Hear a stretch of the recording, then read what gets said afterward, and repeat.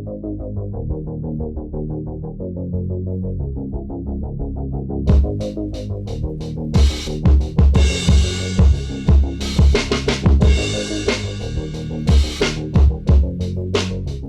guys, thanks for tuning in to Toy Amigos YouTube channel. This is Cheney180. Today we're going to be taking a look at the Premium DNA Toys Banjo and Kazooie.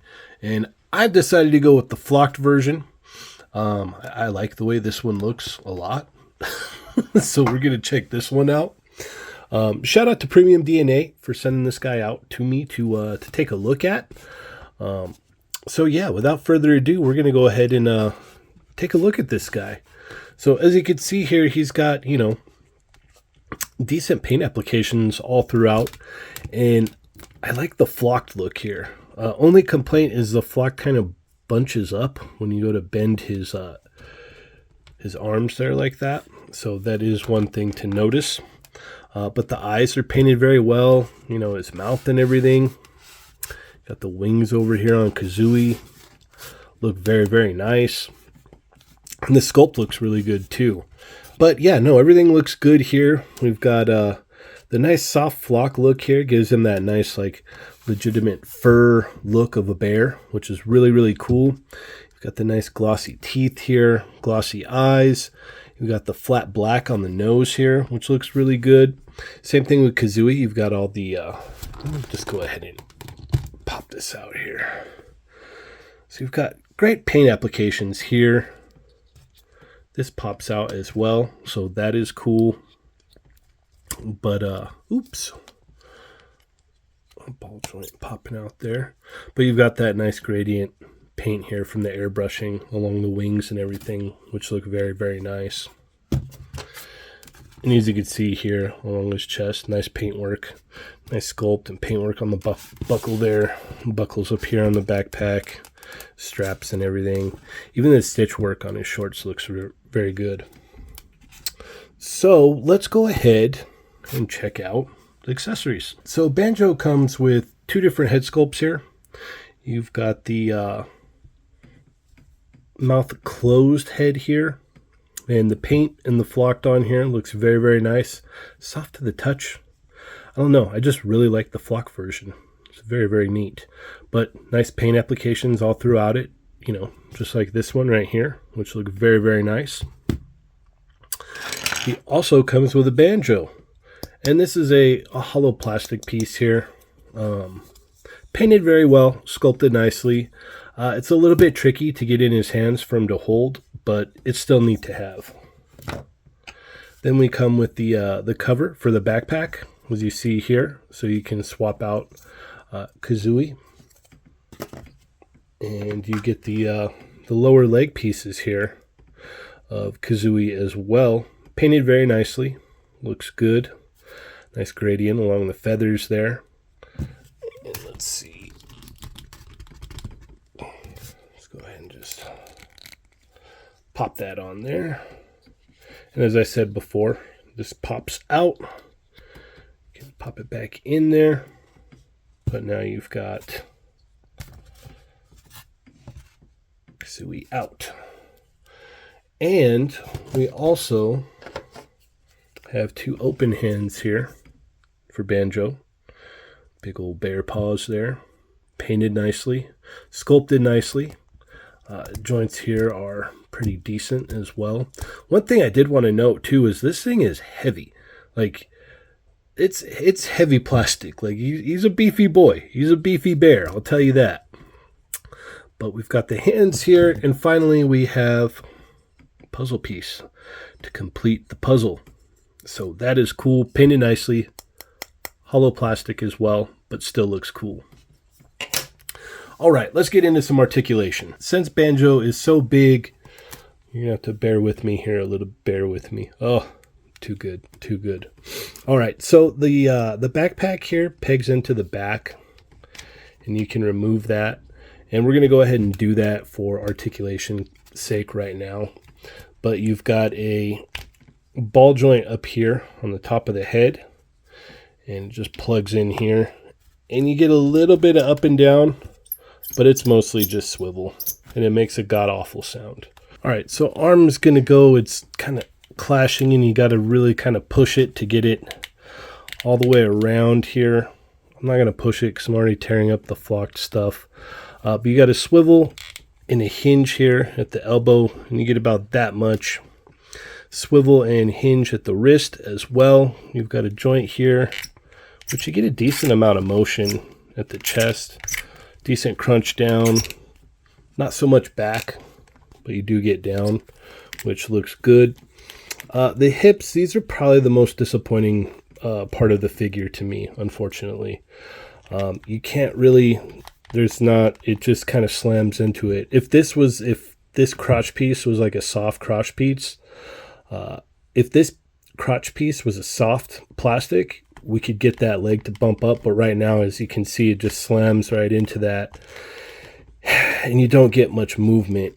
You got to really push it, and you got a swivel, which kicks it out a little bit, so it operates kind of like a old school, what do they call that, like a V hip joint or something like that.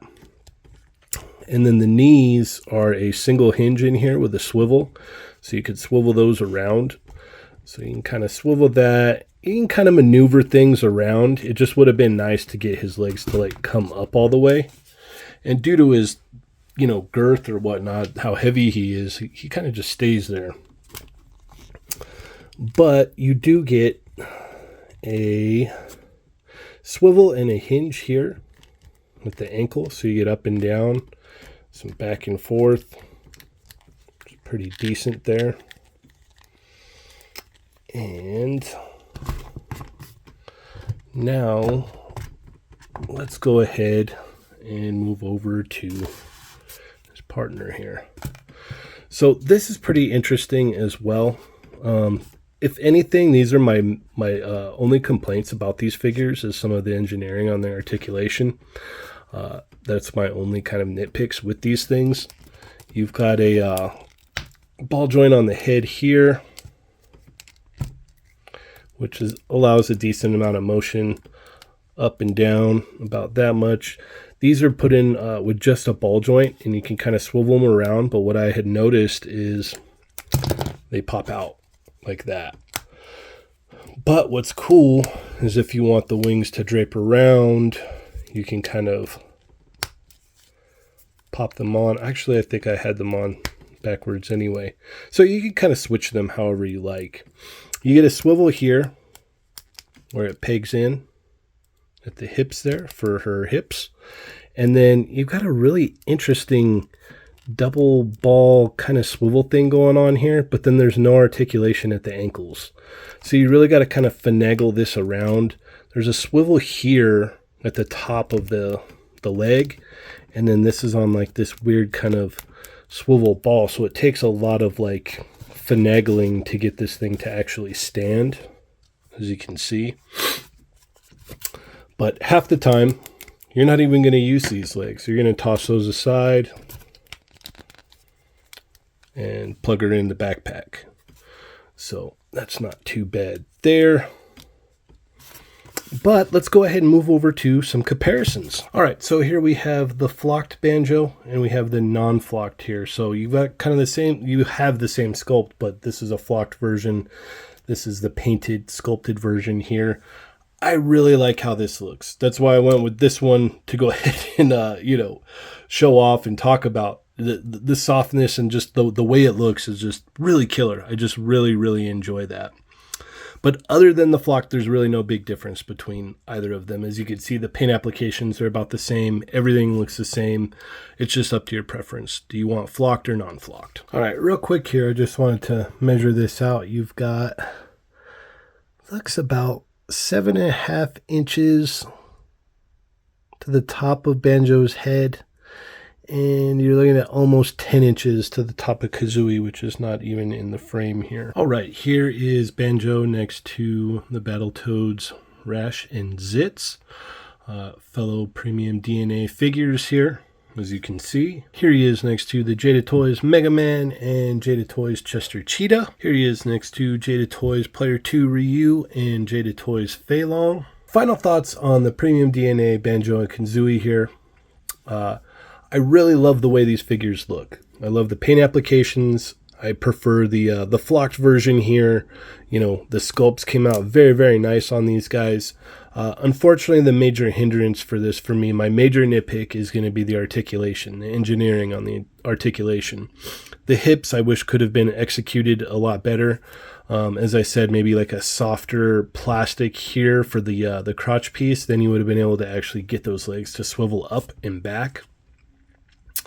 But other than that, I mean, this figure comes with a bunch of accessories. I mean, you get the 2 different head sculpts for Banjo here.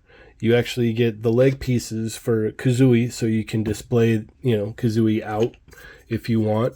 And the backpack lid there as well, or cover.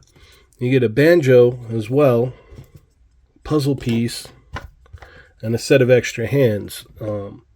You do get a good amount of accessories that come with this figure. As I said, the only hiccup for me is articulation. If we could kind of get a better engineering on the articulation, I would be all about this. That's going to be the major hindrance with this. If you want to take pictures and stuff like that, you're not going to be able to get him into the poses, like, you know, getting him to flip over and do the, you know, the pose with like Kazooie running and stuff where he's on Kazooie's back. That's probably not possible.